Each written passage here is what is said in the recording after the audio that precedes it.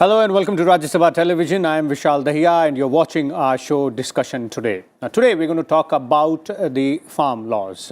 In fact, after almost 50 days and 10 rounds of talks, finally there seems to be some resolution in sight as far as the discussion which was going on between the government and the protesting farmers organization is concerned on the farm laws. Now, what the government has said is that, the farm laws can be put on hold for almost 1.5 years. And during this particular period, all stakeholders can come together and, again discuss all aspects of these farm laws and try and fine tune, if at all, there is any change required there.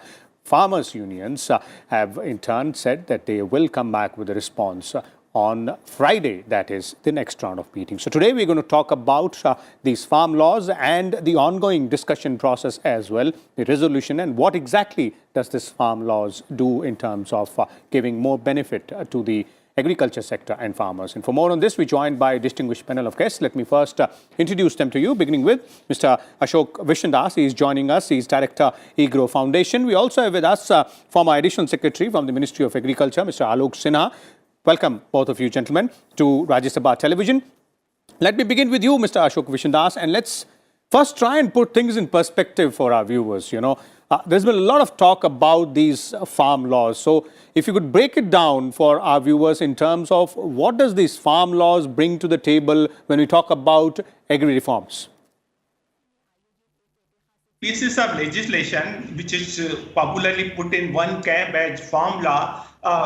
See, they have lot of things to offer to the farmers in particular and to the entire nation in general. Now, let me put this say. See, let me start with the first law, which shows that farms produce trade and commerce. Now, what does it give? It does not replace what is the existing institution, that is APMC and other things are in place. That will provide in addition. So that means that will give more freedom of choice, which is the essence of the democracy. Now, farmers will get benefit, and we have to remember one thing: when APMC are there before this legislation came into being, they were essentially going from their farm to the marketplace, that is APMC. They used to stay there for sometimes 1 day, sometimes even 3 days, sometimes 1 week. And then they were falling prey to the design of all those fertilization. And so they have no choice. But now it will add dignity to the farmer in the sense that buyer will come to them. And let me also add, now this will free the market cess and other commissions for the commission agent, and whatever the money saved will definitely give some part of it to the farmers' advantage. Now that is number one. Okay. And number two, the second law, which relates to the contract farming. Contract not farming is not the corporatization. Now we have to see what farmer produce. The FCI, just give an example, that farmers produce that gave the farmers a choice of the price also and a market signal. See, gold is gold when it is sold. What farmer produces is no less precious than the gold. Then still their income have not risen commensurately. Why? Because they are not able to produce what the market demands. Now, in the second law, the farmers will get a signal what to produce and for whom to produce, and they will be able to calibrate their production as per the demand. And when there is a demand, their whole produce will get monetized and integrated with the market, and all the production from all corners of all commodities of all the geographies of the country will be evacuated. And that's the key point perhaps many of us are missing. Now, as of now, the studies show only about 50 to 55% to 60% of their produce at macro level, that means at all India level, get integrated. That means even if they get the best of the prices, their condition is not going to improve, because about 40 to 45% their produce remains unsold. It does not get integrated, and still the best prices will not give them the better income necessarily. So these three laws together will get the market side and get the prices right. Okay. So these three laws, as Mr. Vishandass is pointing out, will definitely help the farmers in terms of, recalibrating their approach in tune with the market. Let me also bring in Mr. Alok Sinha here. Mr. Sinha, would you agree with that, logic which Mr. Vishandass is pointing out? And in addition to that, what more do you believe, because you've been part of the ministry there, will these farm laws do in terms of, that long pending, target which has been chased by, all governments during all these years, that is increasing the income of farmers? Let's put it this way. This agitation, which goes by the name of Kisan Andolan, has been going on for 56 days now. Let us look at it from different perspectives. Now, in 26 out of 28 states of the Indian Union, there is not a murmur of protest against the farming laws. In fact, the most respected farmers organization of Maharashtra, called the Khetkari Sangathan, has actually come out boldly and formally and publicly in favor of the farm laws, which means that 26 out of 28 states don't see any threat at all. And by implication, they think it might even help them. Now, if you go to the other perspective, why is Punjab agitating so much and partly Haryana? There, the mandi system is such that the Aadhiyas are very well established.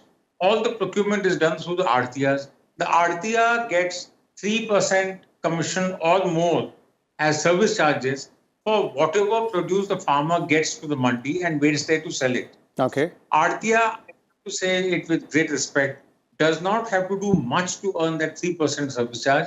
And incidentally, that 3% in absolute terms keeps going up as the MSP price keeps going up. In addition to 3% mandi of the Aadhiya service charges, the Mandi Parishad itself makes another 3% out of mandi taxes. This 6% plus is not deducted from the farmer's selling price, but is added to the FCI's ultimate procurement price. All of it put together amounts to about 10,000 crore rupees per year. Somehow, Aadhiya of Punjab and Haryana is scared that were there to be competition, in case other people, other traders are allowed to go right till the farmer's village and pick up the produce from there and also offer a better price, the farmer might gradually turn away from the Aadhiya and go to the trader. It is basically an agitation which indirectly means denying the farmer the choice of selling to whomsoever he wishes to. Okay. It goes completely against the principles of free trade, and ultimately, in a nutshell, it means that this agitation means that you want to keep the farmers to continue in the cudgels of the Aadhiyas and the middlemen who go by the name of the Bicholias. Okay. It is this two different perspectives which we must understand.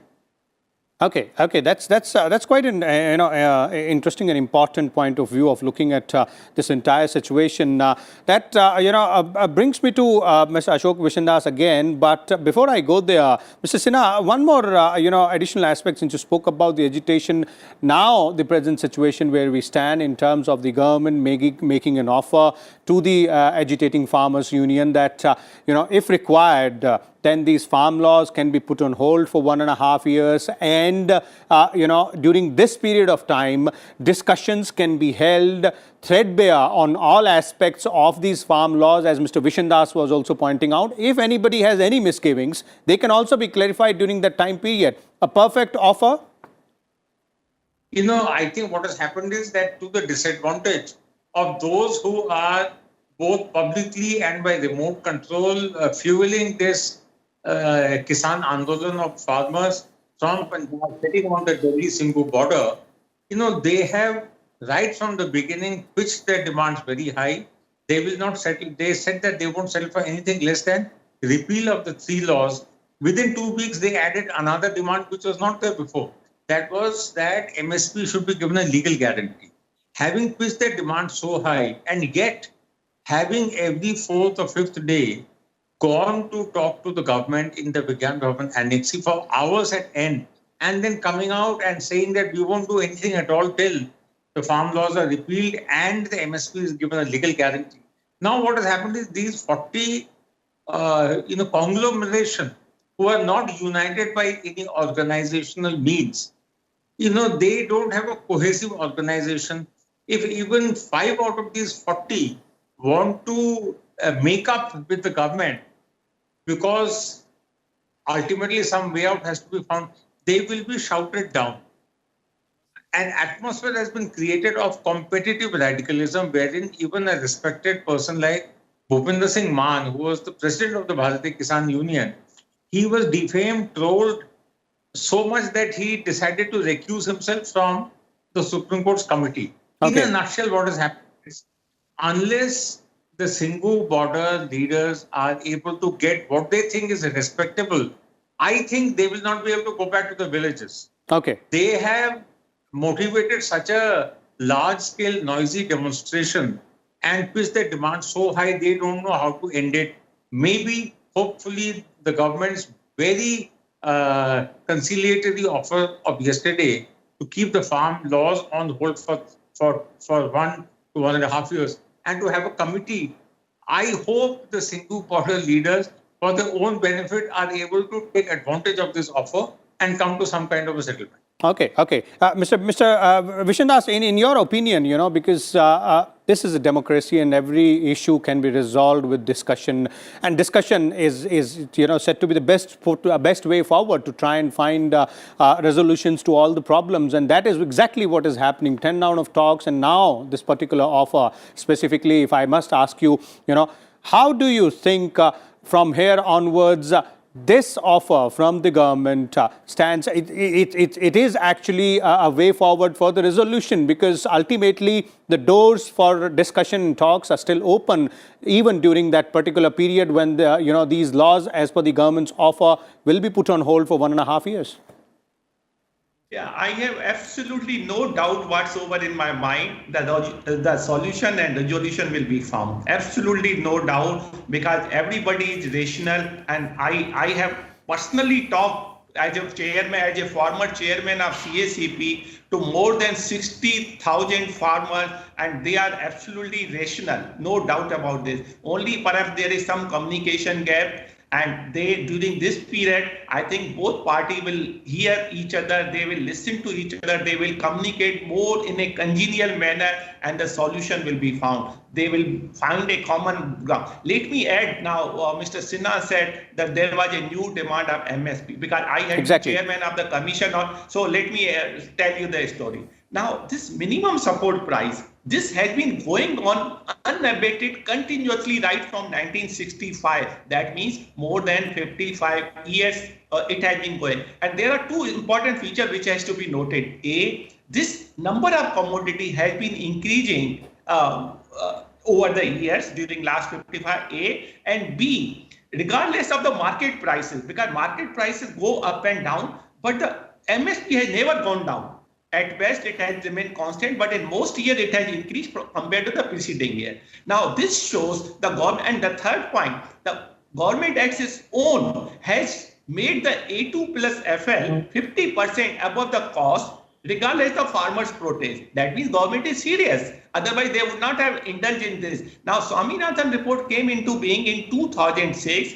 And it did not see light of the day for almost 10 years, and the government did at its own. That shows the sincerity of the government. Let me also add one more thing.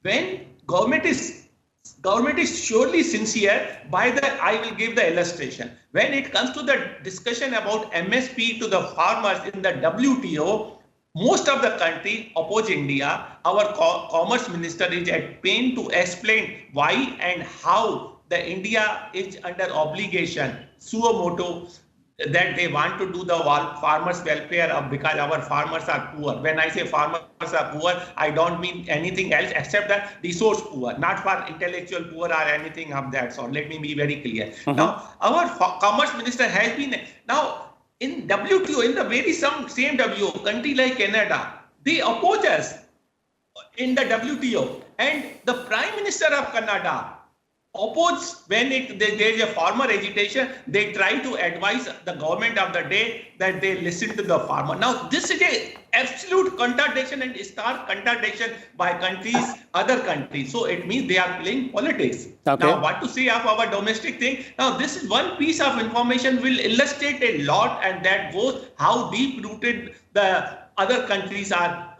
punching on us. I mean, Canada, though, is our friendly country, but they also behave like this.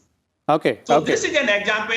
I think if farmers see their game, it means they are instigating our farmers. Okay. Okay, indeed, the MSP part there has been clearly explained by Mr. Vishandass. Let me bring in Mr.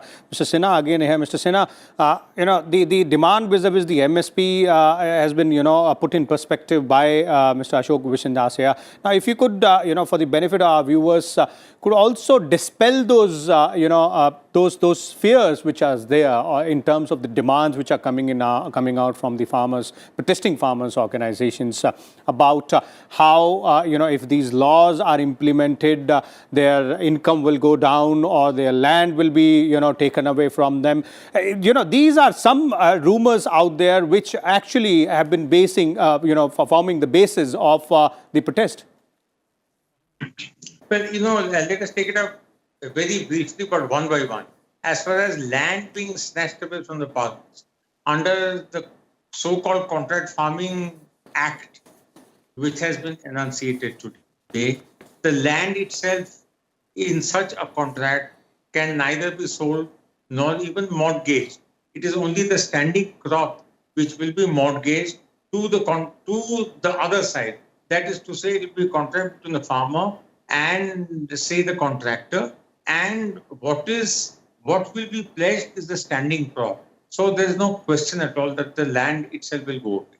Secondly, one fear is that MSP will go away. Now let us look at it this way. Even though by all standards of economic principles, MSP is becoming more and more costlier. One glaring example is that the Indian wheat today cannot be exported outside because Indian wheat at the farm gate is costlier than the international wheat. It is the only instance in India where something Indian is more costly than whatever is foreign. So therefore, now going further under the National Food Security Act and various other schemes like the midday meal schemes and the Manrega scheme, etc., the government needs on every year about 450 lakh tons of food grains. Now, suppose the MSP were to go away, then the government will not have 450 lakh tons in its central pool.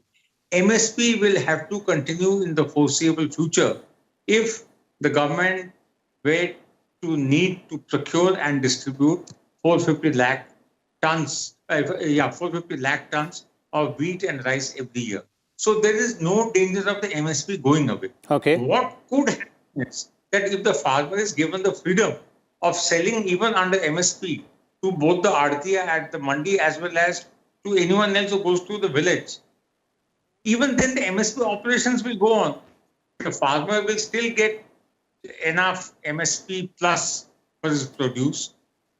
It is only those who monopolize the mandi who might face competition. But this, in effect and by itself, will add to the farmer's income. Okay. Doubling the farmer's income can't happen by just saying it.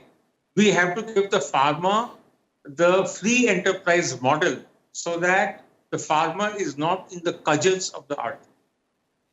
Okay. That's okay. it. One more aspect there, Mr. Sinha, is that the fear is that the farmers are once these laws are implemented, the farmers will be left at the mercy of market forces. Something which contrary to that which was referring, Mr. Vishandass was referring to earlier, that these laws will enable the farmers to go ahead and retune their activities or their produce as per the market demand. So how do we find a resolve to these two aspects which are completely contradictory to each other?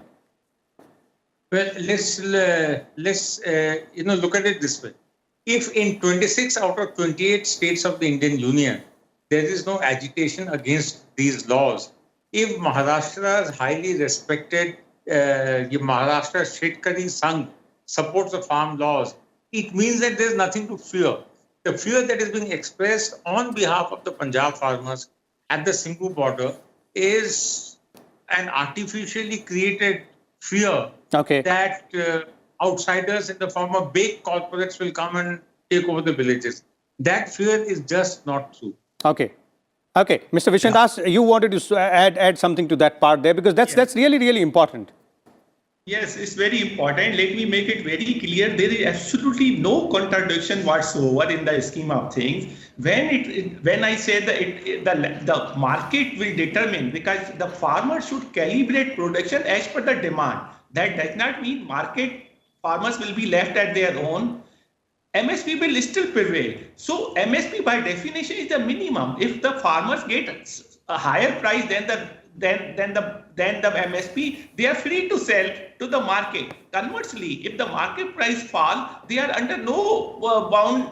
They have to sell to the market only. MSP will always be there, and MSP is a kind of thing when the just in case and just in time. Suppose the market prices fall.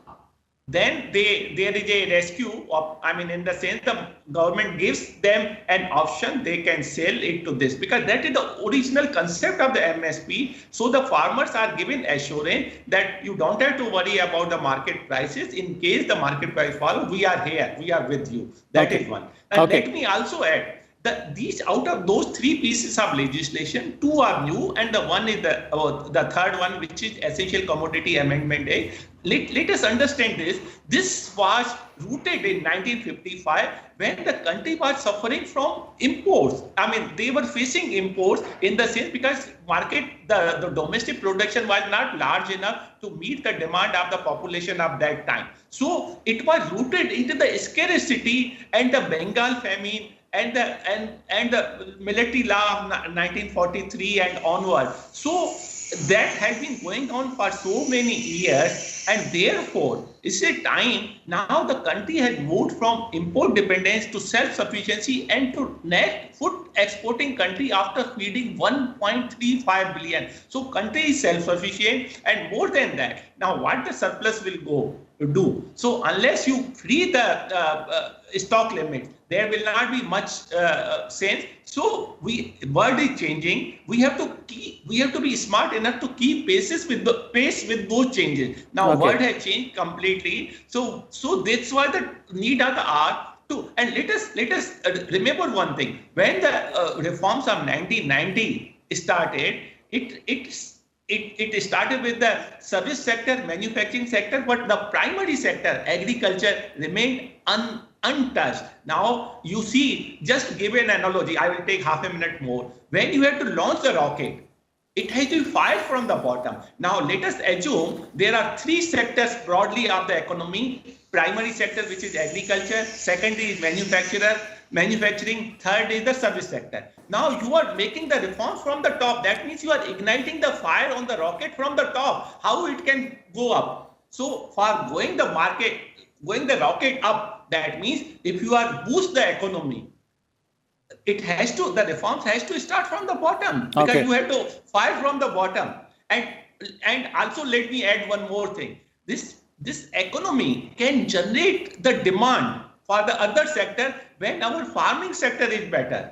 Now this will ensure, and then other sector will automatically take care of themselves, because the demand will be generated from rural area, that is the farming, and if agriculture sector is welfare is thought of, because we are trying to bring the agriculture sector the center of development agenda. When agriculture sector is well, then secondary, that means manufacturing service sector will get its demand, and they will prosper at its own. So that is the economics law of the economics. Definitely. That indeed is a real, a way of looking at things. Thank you so much, Mr. Ashok Vishandass and Mr. Alok Sinha, for sharing your views and time with us and our viewers. So there it is, all about the farm laws, as our panelists and experts have pointed out, various aspects of these laws, and also the best way forward, as all of us know, is discussion to resolve any crisis. Let's hope that both sides, all the stakeholders involved here, will be able to find a common ground and resolve this stalemate as soon as possible. Keep watching Rajya Sabha Television.